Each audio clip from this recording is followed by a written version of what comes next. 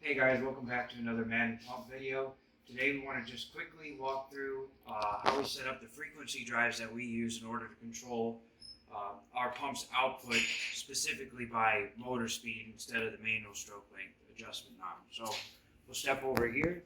The drives we typically use are KB Electronics. We like these because they come in a washdown duty NEMA 4X enclosure. So what I'm going to do now is just walk through some very basic steps that we usually use to set up the drive to control the motor on our pumps. There's a lot of defaults that you can change however you like, but this is typically what we'll send them out as if a customer doesn't have any other particular settings they want us to address. So Nate, if you can go ahead and come down in here and show these guys what's up. These drives will show up with the default set to display hertz, and specifically it's ready to run at 5 hertz. I'm going to just go through the list of what we do when we're setting them up in what order.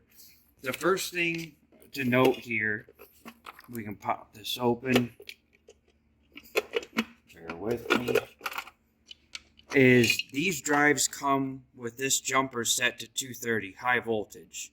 So this drive in particular is set to receive single phase input power. We've gone ahead and jumped from 230 to 115 volt for our use, and then we've gone ahead and brought in our power, and we wired up our 3-phase inverter duty motor. One quick side note, if anybody catches this, please read the startup instructions obviously in the manual. One of the things they note is to put a fuse on the hotline. We're living a life on the edge here. We're not doing that, so definitely don't recommend that. Make sure you go through the startup procedure. But assuming this doesn't catch on fire for us, let's walk through all the basic function groups that we like to change for performance. So first thing we're going to do is set this drive to the same current that our motor is. So the way you do that here is we start with it in stop mode, so it should come default in stop mode. We're going to go ahead and hit program, and this brings us to our function group. So I'm going to start with function group 0. So we'll back this down to 0. I'm going to arrow over specifically to 0.01. And this takes me to the motor nameplate current. So I'm going to hit enter. And now it flashes default 3.6. This particular motor for low voltage looks like we're looking at 2.3, 2.4 amps. So I'm going to go ahead and arrow this over to 2 amp. I'm going to hit enter to set that. You'll see it flash end, and then go back to this is your function group. So we have our motor current set. The next thing I'm going to go do is personally we like to use the potentiometer instead of the keypad. It's just a lot quicker and easier to make your adjustments to your motor speed. So now I'm going to go to function group 2, and it is 2.0, so I'm going to hit enter.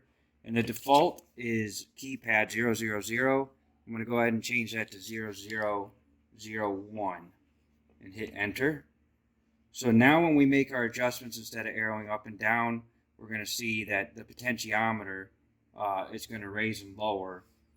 Right now it would be hertz, but we're going to eventually jump this over to RPM instead. Next function group on my list, this is going to be the second to last thing we do here, is function group 3. What I want to do is go ahead and change how quickly this drive is going to accelerate the motor from the default setting of 1.5 to something a little slower and easier. We'll go 10 second. So I'm going to go ahead and enter that. Now 3.03 was acceleration. I'm going to do the same thing in 3.04 for the deceleration. That's 10 as well. Hit enter. And then last but not least, and again, there's 50 different things you can adjust as you see fit. I'm going to go to function group 4, and it's 4.0 is where I want. And instead of displaying frequency, I'm going to go ahead and change this to RPM. So we'll change that to 001, hit enter again, and then go back to, I hit program to go back. It's flashing because it's in stop mode. And this is, the potentiometer is turned all the way down, so it's 0. So now, if we go ahead and put it in run mode, it's at 0. Now you can just step back here and kind of show them the fan. So what I'm going to do is I'm just going to tick this. Actually, let's go all the way to 1800. So we're setting here at 0 right now. I'm going to turn the potentiometer all the way up. And you should notice that this takes about 10 seconds to go from 0 RPM to 1800 RPM. You can just kind of show how that's creeping up there. Nice and easy. 1800.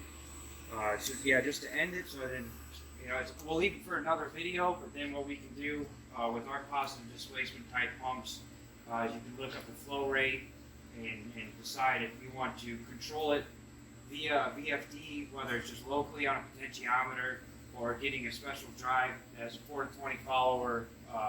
Among other things, you can control it remotely as well.